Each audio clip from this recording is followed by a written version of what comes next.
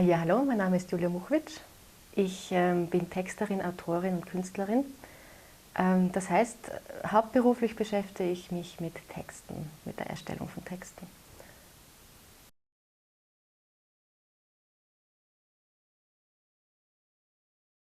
Das war kein Traum, das habe ich auch vorher noch nicht gewusst. Ich wollte immer Sängerin werden, oder schon lange. Und habe aber immer gesagt, ich muss mir einen Beruf selbst erfinden, weil ich so viele Interessen habe und diesen Beruf gab es noch nicht, der all diese Interessen eben beinhalten würde. Und somit habe ich mir jetzt einen Beruf geschaffen, der zumindest einige der Interessen deckt. Und zwar das Schreiben von Texten, da kommen immer Interessen zusammen, das heißt, ich habe immer mit verschiedenen Themen zu tun. Und die darf ich dann entweder künstlerisch oder auf irgendeine andere Schreibweise dann auf Papier bringen.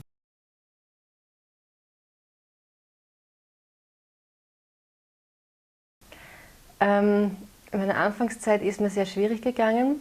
Ich habe mich ja selbstständig gemacht, ohne überhaupt irgendwie sozusagen einen richtigen Plan zu haben. Das ist ganz typisch ich. Ich habe einfach angefangen und auch ohne Budget und habe einfach getan. Dann ist nach und nach sind halt Aufträge gekommen, auch dank eines Netzwerkes, dem ich dann auch beigetreten bin, das BNI. Dort habe ich sozusagen mir ein Netzwerk aufgebaut und dann kamen die Aufträge langsam rein. Aber es war schon eine richtige Durststrecke, also die ersten 1,5 Jahre. Und ich bin sehr dankbar, dass meine Eltern mich da unterstützt haben, sonst hätte ich es nicht geschafft. Oder sonst hätte ich sozusagen es nicht rein selbstständig geschafft, sondern hätte mir einen Job suchen müssen. Und ich glaube, das wäre nicht sehr förderlich gewesen für meine Selbstständigkeit.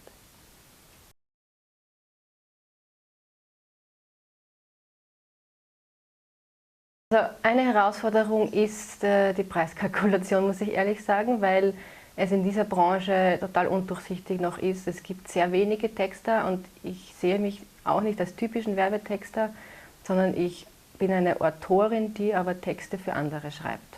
Das macht einen Unterschied. Und da habe ich niemanden zum Anhalten richtig, also wo ich mich an Preise anhalten kann. Das heißt, ich muss mich fragen, wie viel ist meine Arbeit wert? Und das ist eine ganz schwierige Frage. Und da bin ich schon zwischendurch eingefahren und zwischendurch war ich wahrscheinlich zu hoch. Also es ist ein sich einpendeln irgendwo und ein sich immer wieder fragen, gut, wo stehe ich und wie viel ist meine Arbeit wert? Das ist eine Herausforderung gewesen.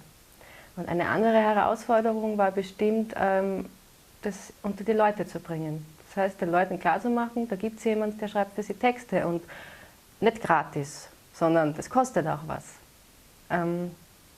Das ist, glaube ich, weiterhin noch eine Herausforderung, dass die Leute das wissen.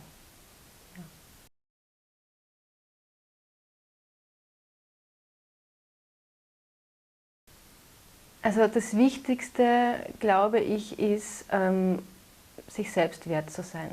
Also einfach eine gewisse Selbstliebe mitzubringen, eine Wertschätzung einem selbst gegenüber und dem, was man macht. Und dann einfach tun. Und zwar schon tun, sage ich einmal, nicht blindäugig, sondern mit ein bisschen einem Plan. Das ist sicher sehr sinnvoll, das kann ich nicht so gut. Und was ich jedem trotzdem empfehlen würde, ist, sich das Finanzielle vorher anzuschauen. Also das habe ich nicht gemacht, das war mein Weg. Muss aber nicht der Weg eines anderen sein, muss ich ehrlich sagen, weil der ist hart, steinig.